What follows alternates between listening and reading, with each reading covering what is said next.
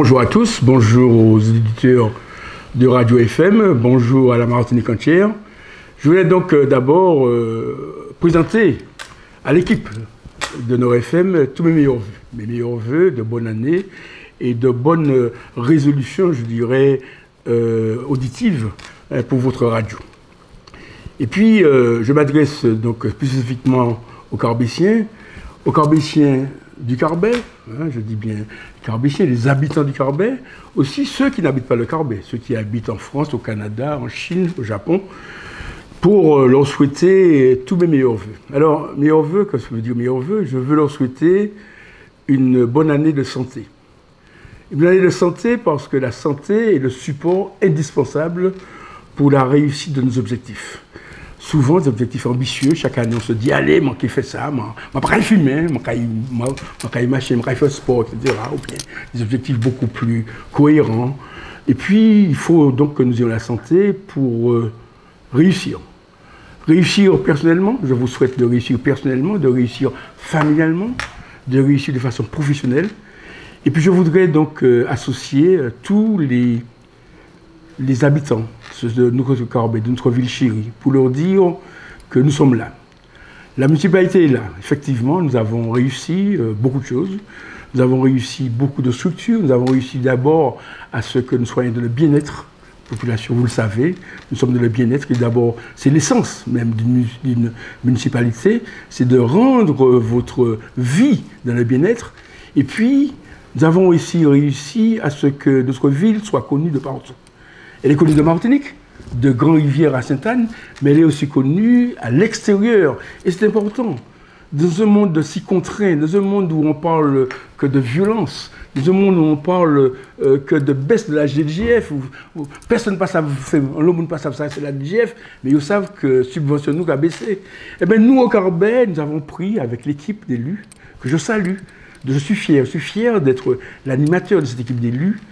Et puis la mise en œuvre par des collaborateurs, nos collaborateurs, hein, qui sont des administratifs, des techniciens de haute valeur, des gens qui se sont mis au travail, qui mettent en œuvre notre politique. Et nous sommes fiers d'avoir réussi. D'avoir réussi à rendre notre commune attractive. C'est important. Attractive pourquoi? Parce qu'il y a des sous derrière. Disons la vérité. Attractive parce qu'il y a des sous. Aujourd'hui, nous avons plus de 100 permis qui ont été délivrés sur la commune du Carbet. Vous vous rendez compte? S'il n'y avait pas tant de permis, alors que nous avons perdu 200 habitants, catastrophe naturelle, perdu 200 habitants, ben, s'il n'a pas fait ça, nous t'équipons encore plus. Et donc aujourd'hui, nous avons rendu cette commune attractive, nous la chérissons et nous la rendons à votre disposition. Et c'est pourquoi il y a eu plus de 100 permis déposés et 100 réussis au Carbet. Allez voir quelle autre ville qui est capable de dire cela.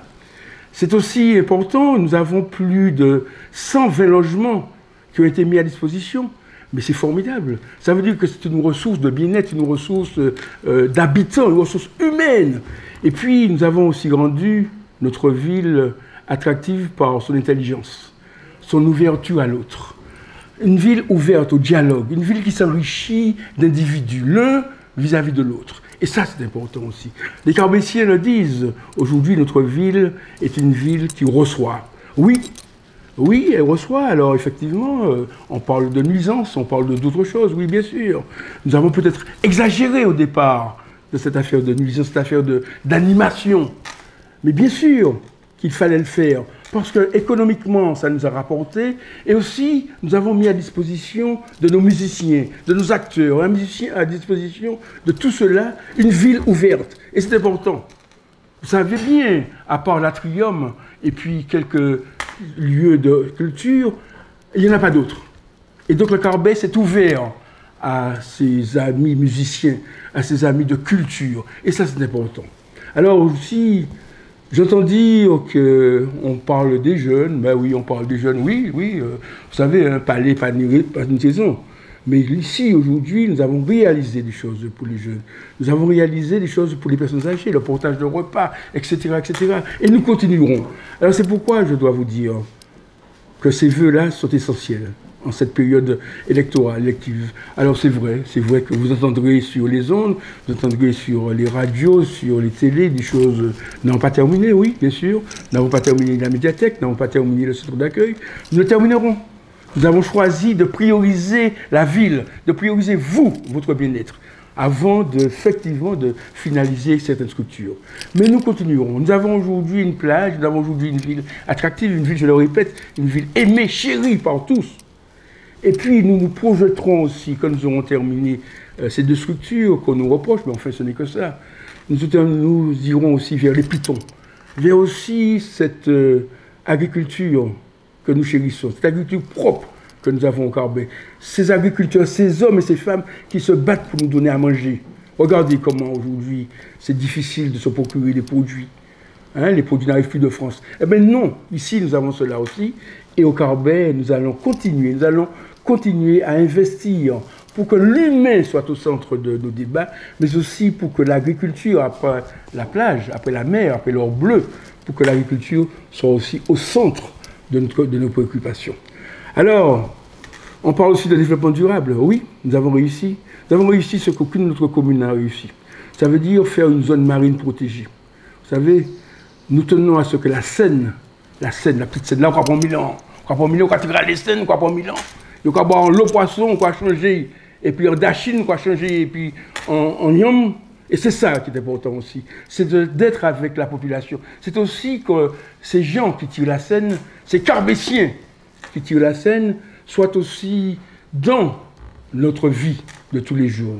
Et donc, chers amis, nous continuerons. Nous continuerons avec le cœur que nous avons. Nous continuerons à protéger nos marins pêcheurs. Nous avons créé un silo à glace. Nous avons créé de nos propres fonds. Ça se comprend. De nos propres fonds. Nous avons créé un silo à glace. Nous avons créé une aile de vente. Mais c'est formidable ce que nous avons réussi. Et je vous en passe des meilleures, des choses et des meilleures. En tous les cas, je voudrais vous dire, chers amis, je voudrais vous souhaiter très belle année. Très belle année, et puis ensemble, des mots importants, ensemble, en confiance de part et d'autre, une confiance partagée, nous continuerons. Ensemble en confiance, nous allons continuer. Belle année 2020.